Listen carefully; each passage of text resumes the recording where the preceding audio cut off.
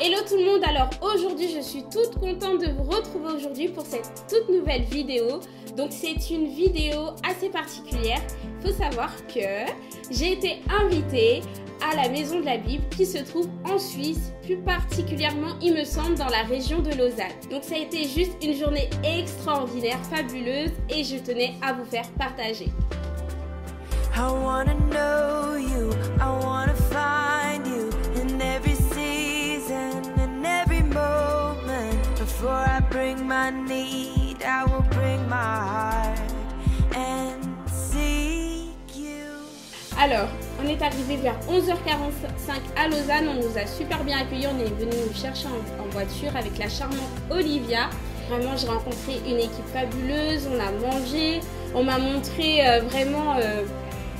les nouveaux livres, il y avait plein de nouveaux livres, les magazines aussi. Qu'est-ce que j'ai vu encore? J'ai vu... ah oui, chose très importante, on a vu aussi les stocks. Alors ça, c'était vraiment grandiose, la petite sensation forte, j'avais un peu peur. J'avais super peur quand je suis montée dans le petit truc.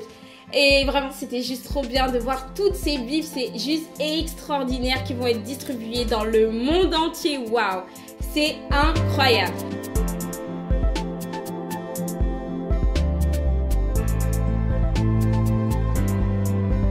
La Maison de la Bible, c'est qui? Il faut savoir que la Maison de la Bible ne sont pas seulement de simples libraires qui vendent des Bibles. Non. Il faut savoir qu'ils sont aussi éditeurs et qu'ils ont 14 librairies, que ce soit en Suisse, en Italie et en France. Et ils ont aussi 30 partenariats avec 30 librairies indépendantes avec lesquelles ils travaillent. Ah oui, il y a une chose à savoir. La Bible que vous voyez, que tout le monde a déjà dû voir dans les grandes surfaces, dans les librairies, enfin bref. Vous savez, la petite Bible à 1,90 qui est blanche, rouge, voilà, la moins chère possible. En fait, il faut savoir que ça, c'est de là que tout a commencé.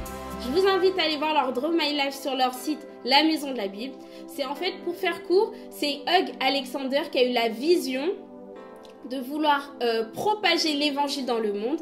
Et il s'est dit, tiens, j'aimerais que le monde entier ait accès à la Bible. Donc il a commencé à se lancer dans cette vision de vouloir créer une petite Bible à petit prix pour que tout le monde ait accès et puisse entendre le nom de Jésus. Et il faut savoir que cette Bible à 1,90 fait partie du top 25 aux ventes dans les Fnac.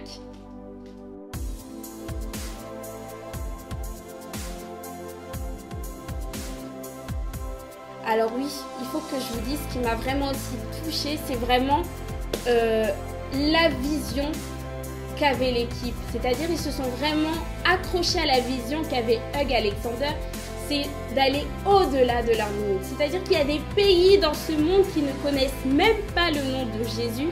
Et il y a des personnes là qui missionnent, qui vont rencontrer ces personnes pour leur parler de Jésus. Donc ce que j'ai aimé, c'est que vraiment...